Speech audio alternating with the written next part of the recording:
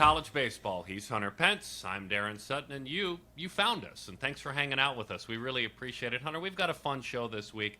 A man goes to a mid-major and coaches and does really, really well, and is now at Notre Dame. It's Shawn Stiffler, VCU. They seem to finish great late every single season there.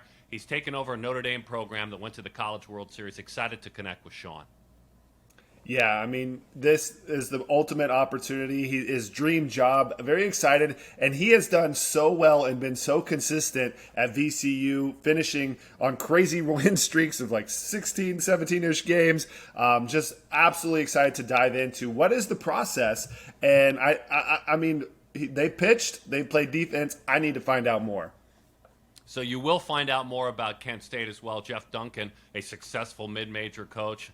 Couple of times. He's been 3 times. He's been the MAC Coach of the Year. And he says last year, for what he's done, has been an aberration for his program. They banged the ball. As you said it in the interview, they banged the baseball. He hopes to get some big arms back. This is, again, another mid-major, like Grand Canyon, who's going to do damage in the 2023 season.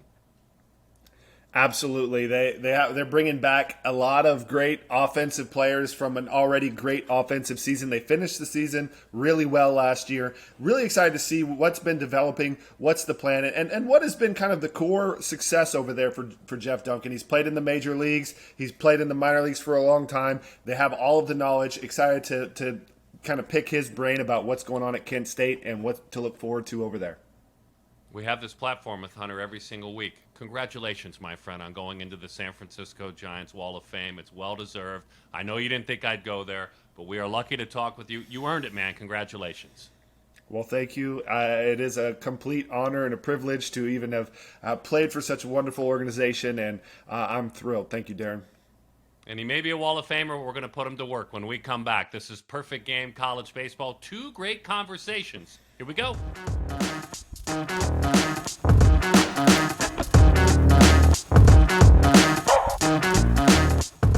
One of our favorite parts about this show is not just stopping at the Power Fives. That's always fun, certainly, but for the coaches, and Jeff Duncan played at a Power Five, he played at ASU, but stopping at the coaches that are really building at the mid-major level, and Kent State is one of those programs, and Jeff, who I was lucky enough to call some of his games in the big leagues as an opposing announcer, hurt some of my pitchers. I saw him do it.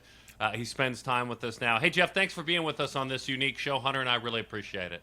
Yeah, thank you, Daron. Daron, it's been awesome what you and Hunter are doing for college baseball right now and the whole game in itself. I've seen a lot of games you've done on TV, Daron, and on the radio. And Hunter, I appreciate everything you've done for the game and the enthusiasm you brought to Major League Baseball and to a young kid's life, because my son, Bryce, is a big fan. So thank you. It's an honor. I appreciate that, yeah. Very, very cool stuff. So Bryce is young, and he's learning the game all the time. But Dad is a little bit older, but I'm guessing you're learning too. A decade now. You're moving into your 10th season next year. Over the last couple of years, how would you say you maybe have grown the most as a head coach and as a leader of men? Well, that's obviously a great question, a question that we get quite a bit as head coaches right now since COVID. But I look back day one, me being a head coach at Kent State, first time head coach day one, to now. And I think you have to continue to evolve with the age and the kids that are coming through. And there's obviously principles and things like that you have throughout the program. But I'll be honest with you, there's one principle that hasn't changed for me as a head coach, and that's relationship. Relationship is really big for me and our coaching staff. It's really unique because we've got a coaching staff that's all been a part of professional baseball in some way, whether it's scouting, coaching, playing. My pitching coach has been here for 27 years, Mike Birkbeck. He pitched in the big leagues, played in Japan, has been an outstanding role model for our guys. And when we collectively are together as coaches, the one thing that we realize baseball has given us is relationship, the relationship that we've had with our players and teammates, and the relationship that we've had with our coaches. So when it's all said and done, we realize that, and that's big for us as a coaching staff that leaks into our program. And I think it's really big for our culture. when our guys know that and when we're one big family. And that's one thing that hasn't changed. Now, as far as the evolution of, from here to now, is the biggest thing that I've learned is you have to wear a lot of many hats. You wear many hats, as a head coach, and you learn to delegate, and you learn to, try to grow the program as much as possible. In order for us to grow the program, I've got to delegate and make sure that I can wear many hats, from recruiting to fundraising. You said the mid-major level. At this level, we have to fundraise, and it's really important to satisfy our budget that we want. So I would say the biggest learning curve for me is wearing different hats and delegating. Jeff, I really honestly couldn't agree more. I mean, relationships, when you look back and you reflect on a long baseball career, is the greatest treasure you have. Yeah. Also, it is tough to delegate and to wear different hats. We all want to control everything, but to have that balance, and you brought up something, Jeff, with raising money and the work that goes into being a college head coach. I got a quote from you that I thought was great. It's like, we drink water out of the hose. We work hard. We're going to play hard. We're going to play to win, and we're going to have more fun than the other team. And that quote in and of itself kind of gives the fabric of what you stand for, what Kent State stands for. But how do you create that balance and that culture of, like, work hard, play to win? This is serious stuff, but also have fun. What's your thoughts on, like, creating that balance and that atmosphere? I love it. I think you do it with people. You make it as authentic as you possibly can. So you have to have the right people involved with that. And it's been great because we have a diverse coaching staff, right? As far as age group, where they've been, where they're from. But the one thing that we all have in common is we all have energy and enthusiasm for game and the people. So I think it's more of an authentic thing that we try to portray on a daily basis in that locker room. And also, it goes down to recruiting the right people. We don't over recruit in our program. We call ourselves like a small family business that beats up on the corporate. So for us, we win with people, and that's the number one thing that I think is the most important as far as creating that. Now, practice, like just making sure that we have up-tempo practices where they enjoy it, but they're also very competitive.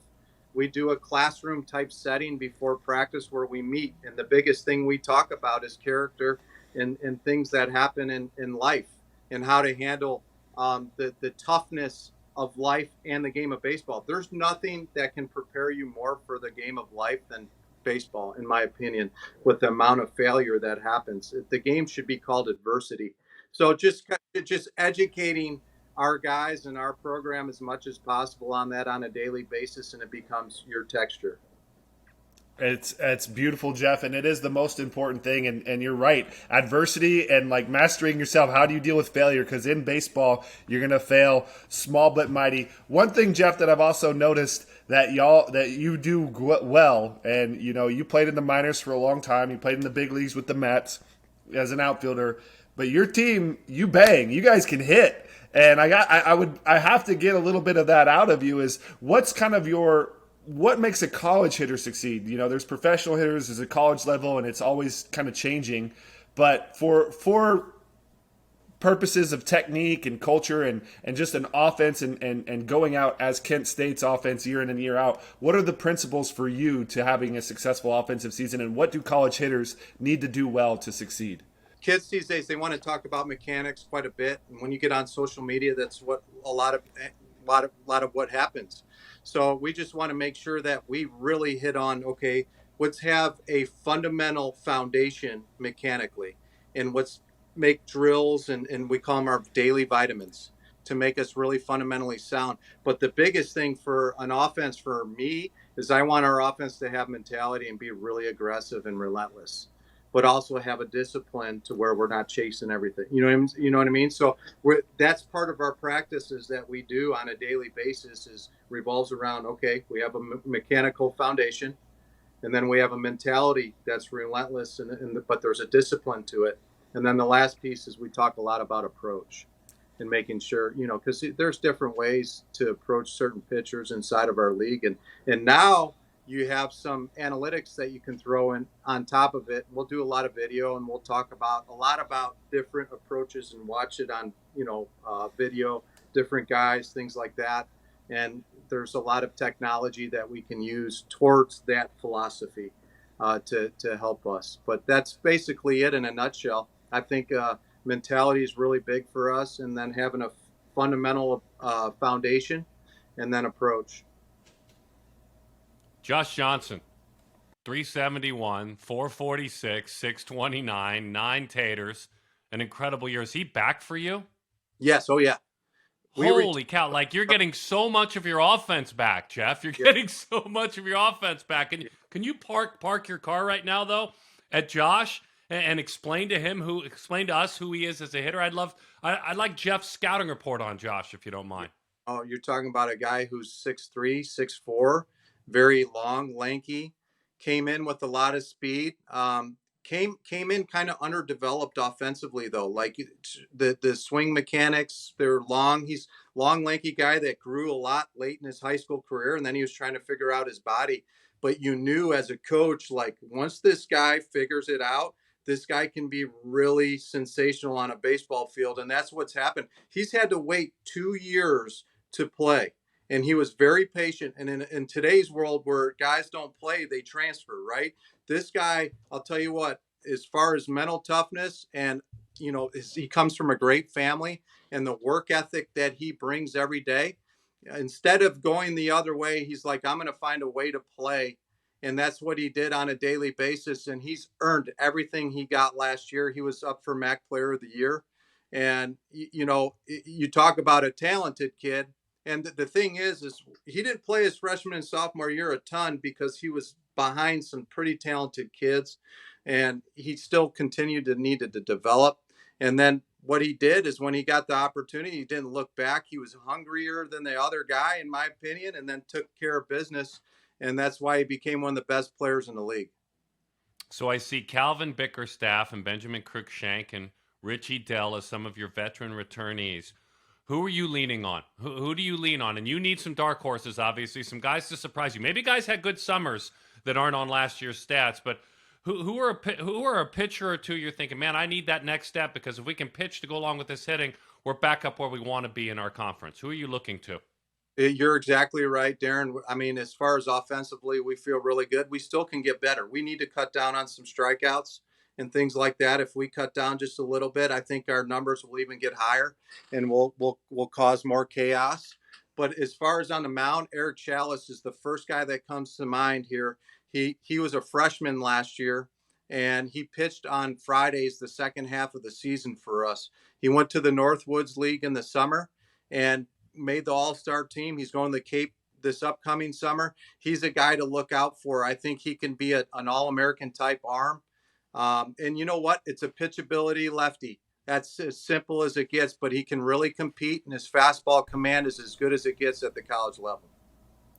And Jeff, that definitely excites me, because that leads me to the next question I wanted to ask you. Because for me, summer ball, fall ball, when the lights are off, and it's about how much do you want it, like what work did you put in, that development time, like that meant the world to me, and it gets me excited every year coming into the fall.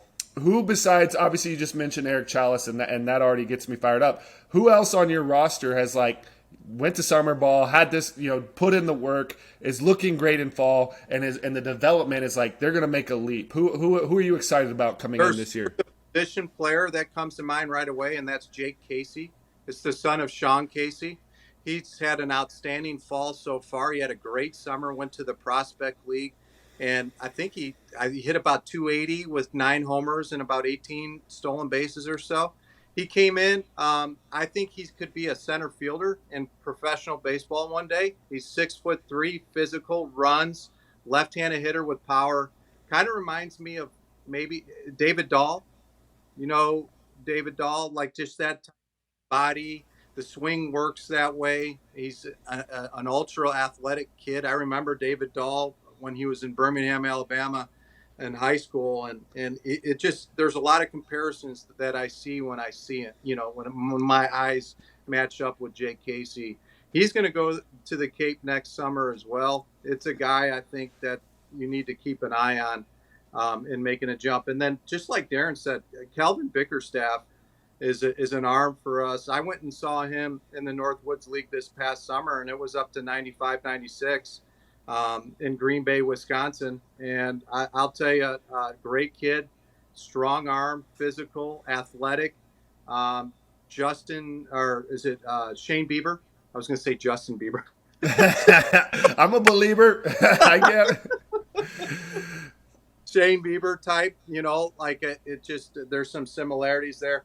And we've got some arms that were hurt last year. We didn't have the year we wanted last year by any means. This was one of the worst years we've had in program history. We've had some great years in the last 9 or 10 years. I've been grateful, but last year wasn't one of them. And I'm looking so forward to seeing this group continue to grow, because I'll tell you what, I've been in the locker room the last 2 weeks with these guys and our coaching staff, and the energy and the enthusiasm is unmatched to getting better. Their work ethic's awesome.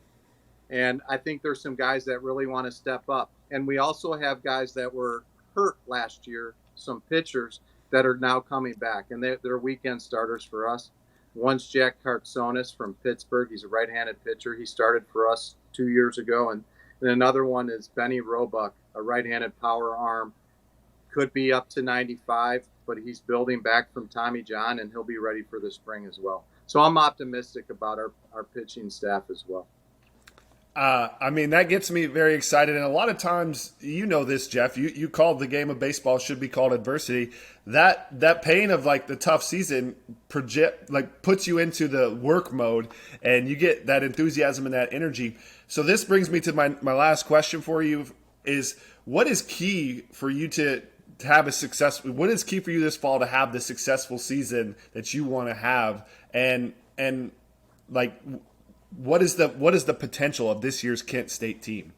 Yeah, I just think that it's going to be really important for our guys, that are older guys, our leaders that really, really care. They really do in that locker room, to hold the message and continue to keep this group, because our first 2 weeks, I'm telling you, it was back, and we just have to be consistent. Like the key to this game is being consistently good, not occasionally great. And we were occasionally great last year.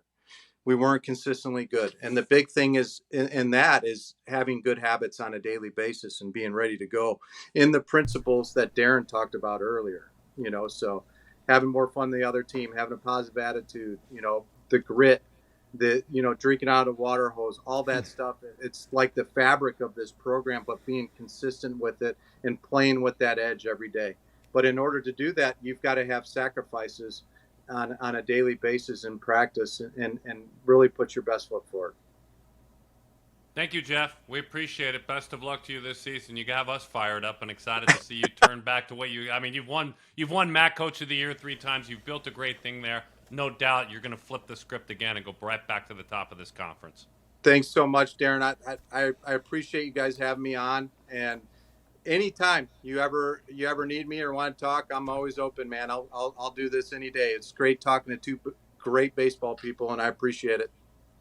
And I want to add, y'all did finish 7-3, so you ended on some good momentum, playing good baseball. I forgot to add that in there.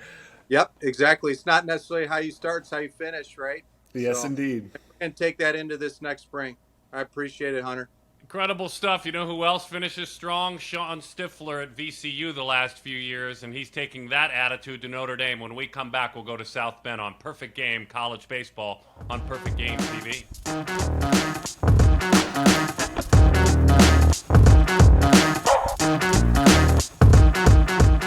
So we make the move from Kent State to Notre Dame, and an exciting conversation to have with the man who did so many great things at the mid-major level, now moves to the ACC, and Shawn Stiffler. Coach, thanks for spending time with Hunter and I. We really appreciate it. Thank you guys for having me on. Yeah, I loved your press conference, your values you shared, and the laughs you got in the room, and the warmth you got in the room when you talked about, hey, I had to watch the football game on Saturday, Notre Dame to be clear, and then make sure I clocked in at Mass at some point on Sunday. That's who I was, you said. So, with that in mind, how much did earning this opportunity mean to you to come to a place that kind of fit your life even as a younger man? Yeah, I mean, it really meant a lot. And like I said, it kind of connects to my values. It connects to my faith, how I grew up, kind of what's rooted in me from a Catholicism standpoint. I don't shy away from my faith, and I hope I always, am an example of it, But for me, there was a few jobs that I've always had my eye on, and really from the moment I became a college baseball coach at like 22 or 23, I've always thought, like, what if I could ever get to a place like Notre Dame? And obviously to be here is really, really special. We got a lot of work to do, and to build on the success that they've had. But certainly excited to be here, and it's been very welcoming. Shawn, if anyone has earned their dream job, it is you. When you go in and you do the research and consistent success at a high level, and what you built at VCU is second to none. It's absolute excellence, and it's in its entirety. And I just want to, I'm excited to dive into the mind, but I want to start with, your teams are notably known for just ending on fire. You've had some incredible late season runs. And to me, I don't believe in coincidences. I think there's something to your process that builds into the late momentum. So can you talk to me a little bit about, and I know this isn't Notre Dame, this was, getting to Notre Dame, but what is part of the process that you think leads into having such great success late in the season? I think, Hunter, for me, you talk about getting a little bit better every day. And from the get-go, we start about, I tell the team, and I told the team 2 days ago, we can't win a championship right now in the fall, but we could lose one. And it's about the decisions we make and about the process we put together. And so just continuing to talk about getting better each day, but also I don't really change from my beliefs. Maybe it's because I don't know enough about the game, but kind of what I believe in is what we believe in, and we continue to practice that. I've tried to always show no panic. This is who we are. Nobody else is coming into this clubhouse. We can't make trades at college baseball. We can't do anything like that. Call somebody up. So this is who we are. This is what we believe in. We're going to continue to practice at it every day, and as guys gain trust through the season and start to play a little better, things warm up, and maybe I get out of their hair a little bit more, as the season moves on, and I get out of their way a little bit more, and we've been fortunate enough to finish strong. And I think just consistent message, right? Like, I think that's important. If you just stay on your message throughout the entire year, eventually, if you have enough ability and talent, we have had that at VCU when I was there, it shows up. It shows up in the kids' play. Shawn, it seems simple to have consistent message, but the emotional wavering of season and baseball, it can be a lot harder. And it honestly reflects the current World Series manager champion is Snitker. He was kind of the same way. He was just like, process. We have veterans. We don't get too high, too low.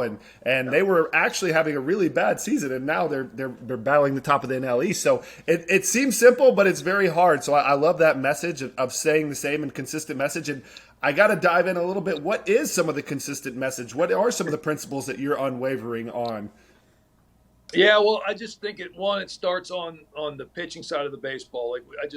We're going to continue to throw strikes. We're just going to continue to believe that the percentages of the game are going to be in our favor. If we throw strikes and we continue to, I know it's cliche to say, but play defense. But really, when you talk about playing defense, if we just continue to throw the ball to the right bag, if we continue to work on our cuts and relays, keep guys to one base instead of two, if we continue to do those things and preach those things, the percentages of the game play out for you.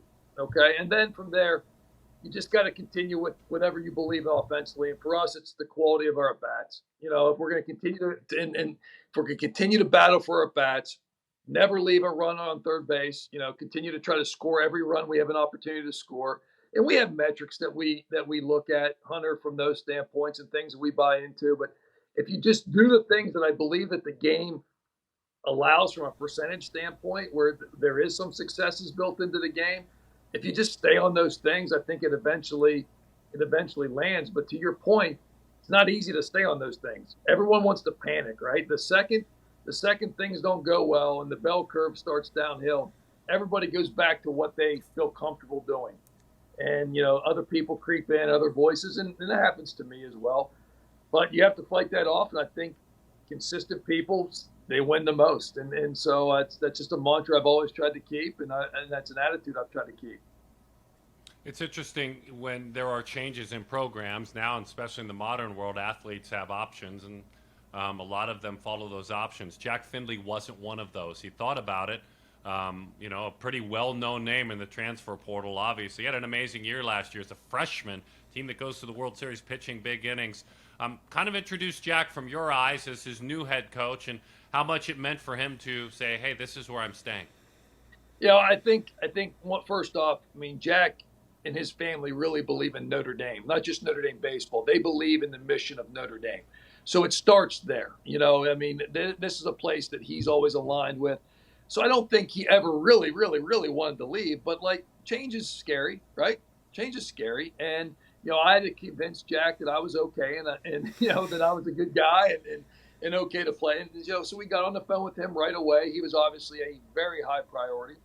Got on the phone with him, and we just talked about a plan for him and how we were going to develop our relationship and how we're going to develop him as a player and as a man. And he bought in right away. I think with him, he's so mature. He's very, very mature.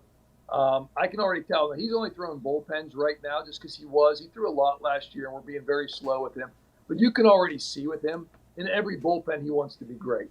He pushes himself. He's extremely competitive with himself. And those are the best guys, right? The guys who hold themselves accountable, even in their catch play. So he has that ability to stay, competitive throughout every day. And you can tell he has leadership to him. The guys really respect him. When he gets on the mound, the young guys stop and watch, So he's going to be such a nice piece for us to run out there every Friday or Saturday for our club. And he's going to give us a great boost of confidence. He's going to be a great pro. Good family. So he's been a real nice piece to make sure we kept here, and that helped us throughout the rest of the class and the 23 class as well. Shawn, are there a couple of guys on the offensive side that you returned that you're already leaning on as not lieutenants, but kind of lieutenants? You follow me there. They've been there for a little while. They've played in Omaha all of a sudden, have these experience. I know you had, some team captains that may not be team captains as the team evolves, but a couple of offensive guys, position players maybe that you've already kind of leaned upon that you've gotten to know. Brooks Coetzee, Carter Putz are both guys in the middle of the lineup last year that, Jack Ziska, those guys all had big years for those guys last year and are just generals on the field, as well. They're guys who just continue to not only show up every day and be very consistent but help the young team. Have helped my transition as well. Krasner, our shortstop, has been. He's more of our glue on the defensive side. He kind of keeps it all together for us. So there, and then there's some young guys who didn't play huge roles throughout the year, but were contributors last year, are ready to move into bigger roles. That I think are going to be DM Jefferson's one that comes to mind. He's going to be a guy that plays a huge role for us this year. So those guys have not only been catalysts on the field for us, but those guys have been so wonderful to me in my transition, making me feel comfortable. I tell you, there's nobody more nervous than me when I stand in front of the team every day. I'm trying to make sure that, we are continuing to build on the consistency that they've had here over the last couple of years. So those guys have made me feel so wonderful, my family so wonderful and comfortable, allowed me to be myself, which was huge for me. There is a veteran group here that's really, really been good for us and will continue to shape us for sure throughout the year. Shawn, that kind of intrigues me a little bit as just hearing some of that. And I would like to just hear from your perspective. Like, obviously you're getting to know the whole team. You're talking, you're putting it, you're recreating kind of this great foundation that's already there. What conversations with players have surprised you? Has there been any conversation when you're just talking with someone that you're just like, whoa, I didn't expect that, or this is really amazing? Just what have been some of the conversations like with these kids? Well, from the start, it was very obvious to the veterans that they felt like they have a team that can get right back to where they were last year, and so they were very committed to that work, very committed to each other. So that was really cool, But I think it's also the conversations where the guys have been, because I really respect what the other coaching staff did and who they are, and I really respect these players. So I wanted to come in and figure out what I need to keep and what I'm not going to concede on. There were some things I won't concede on. So I'm trying to walk that tightrope, you know. And right away, the players have told me, Coach, we believe in you. We want you to run this program how you want to run this program. And so having conversations like that with veteran guys who've been to Omaha, it is what it is. The elephant in the room is I'm not taking over a broken program here. I'm taking over a program that's, arguably had one of the better 3-year runs it's ever had. And so, for me, it's you don't want to be, it is what it is. If we don't go to Omaha next year, who's the difference? It's me, and so that being said, though, I can only be myself, right? Like I can only coach this team how I know how to coach this team. And the players have let me know that several times, that they just really want me to be me, that I'm the guy who won them over and earned the position, like you said. And so that's been really touching to me to have those types. And you wouldn't expect that, right? Like you just feel like the guys are going to, as much as you, that the guys want to make sure that things are going to stay the same. And they've been very honest with me that, hey, we're all in, man. Let's do it how you want to do this. We're all in.